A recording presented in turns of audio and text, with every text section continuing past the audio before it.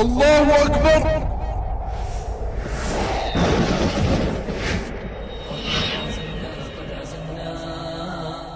معالي ومضينا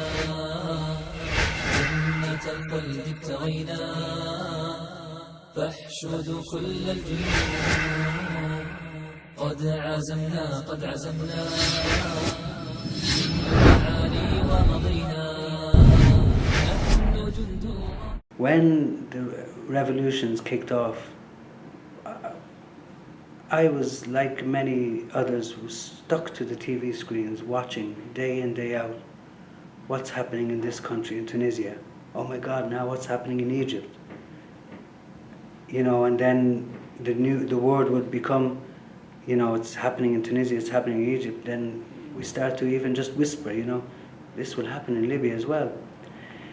And a month before the revolution, I was invited by my cousin to a wedding in Tripoli.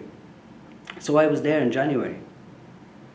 And while I'm enjoying the wedding and everything, at the end of the wedding, I remember we're sitting down with a bunch of people at the TV screens, and we're watching what's happening in I think it's Tunisia.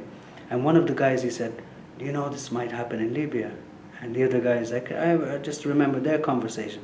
The other guy is like, you know, he's going to crush anything is going to happen, like he did many times before. So I understood. I said, okay, this is, and when I returned to Ireland and I start in the social media about this, a date being set for February 17th in Libya is going to happen the same, I was very worried about what Gaddafi he was going to do, because it was not the same. Ben Ali, he ran away. Mubarak, he ran away. But I knew Gaddafi, he's not going to do this. I knew there is a lot less Libyans population.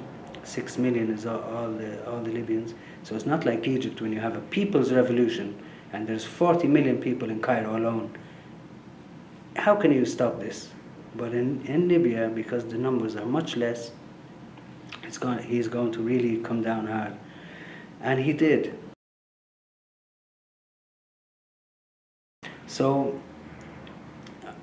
I made the journey. I bought a ticket, went from Dublin here to Tunisia, and from Tunisia then we traveled down to the west of the country.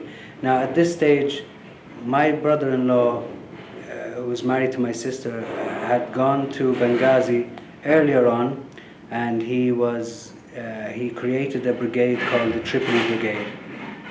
And this was a brigade made primarily of young Tripoli men who had left the capital because the capital was still under Gaddafi, no way to rebel.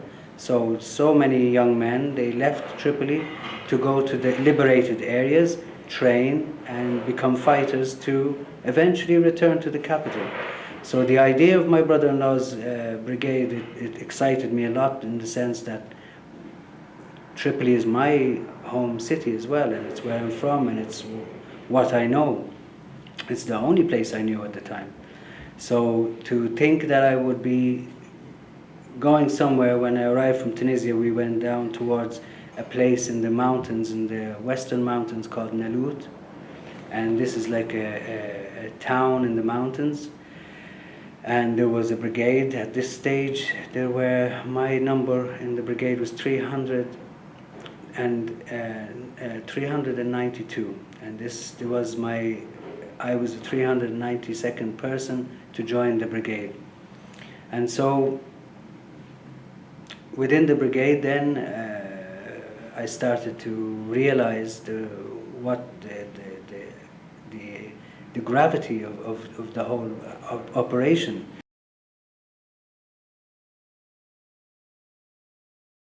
One day I went to the command center, and I'm talking to my brother-in-law, we're talking to guys, and I look in the corner and I see a sniper rifle, the first one I see in the brigade. And I look at it and I'm like, wow, this is, you know, a really beautiful weapon. And at the same time, in my mind, I'm saying to myself, my worst fear would be to ever kill an innocent bystander, or to ever have on my conscience that I killed somebody who's innocent. I will never live with myself. So immediately I said to myself, it's a way, if I am become a sniper, it's a way for me to become very personal with my target, to know who my target is, and to eliminate the factor of what they call unavoidable damage, or killing somebody by mistake. So Collateral damage. So yes, this collateral damage. So I spoke to the commander and I said to him, I said, I like this weapon, and I want to be the sniper for the brigade, and I will train very hard for it, and I will make sure that I will be the best that I can be. And he said to me, okay, are you sure? And I said, I'm sure.